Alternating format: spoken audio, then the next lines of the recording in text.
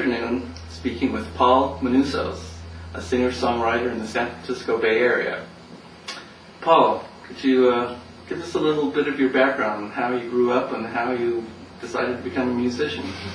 I think I grew up like most normal people grow up. I was born in Oakland, and it's Oakland, California.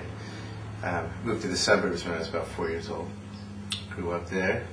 Started playing music right around maybe a year after I got there. So what was your first exposure to musical instrument? my mom had started teaching me how to play piano. I didn't go to kindergarten, so she kind of kept me around, taught me a little bit of piano, and she used to sing a lot, and I used to listen to her sing quite a bit. And at 6 years old, I asked if I could have piano lessons. My oldest sister, one of my older sisters, Susan, she helped me out. Mm-hmm. I helped my mom out to pay for lessons, and kind of started from there. When did you transpose over to guitar?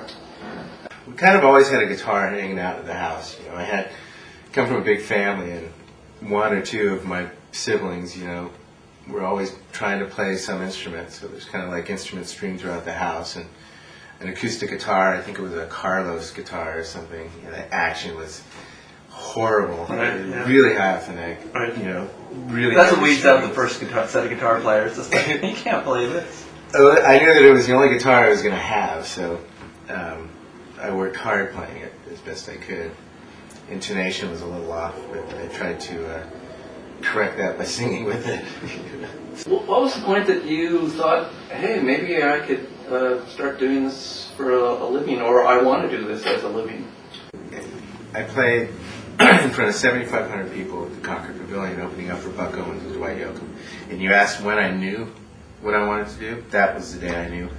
When I had these people come out, pulling my equipment in, you know, and just gearing me up for the show. And it was like I finally felt like, you know, yeah, I could do this. You know? Yeah, this I like. This I like. Well, that was back in the day when you actually, if you had a record, that was a big deal, you know, because you'd have to go into the studio, pay all that money, and it'd have to be pressed and everything.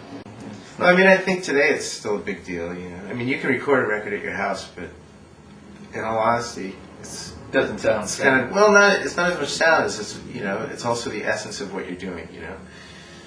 It's like, you know, you live in your house every day. It's like, and I'm not saying you can't make a great record in your house, but there's something about, you know, being in a studio, a nice big room.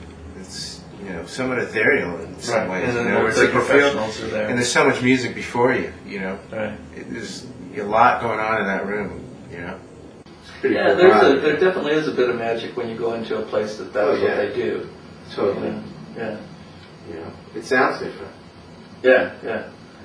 So when did you decide that you were going to become a solo artist? So there was a stint where it went for about 4 years. After Field Trip, I just kind of didn't know what I wanted to do as far as a musician. Did I want to become a solo artist? I didn't feel comfortable playing solo. I hadn't done a lot of it at that time. So I kind of shrunk back, and for about a year and a half, I really didn't do much, you know, music. Was there some point in your life that actually made that you started writing, or you just all of a sudden was like, well, hey, these things are just coming out of me? Yeah, I mean, the songs just kind of started finding their way out. You know, I'd be at work, you know, running a printing press, and I'd be running at a certain speed, and you'd start hearing this click of a rhythm, and I'd start getting these melodies in my head, you know, so I just started writing down lyrics and, you know, kind of composing in my head during the day at work. And the second record of which is where I met Steve, and that was called Soon. Steve Fisk produced that record at Tiny Telephone. We recorded it in San Francisco. Mm-hmm. And Steve and I hit it off from the very get-go. Just, you know, came pretty close pretty quick. Mm-hmm. And, you know, it was the classic, shall I say, producer breaking up the band.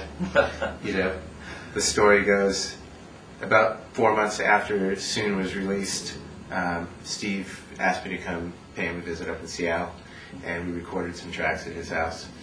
And that's when the solo career started. Mhm.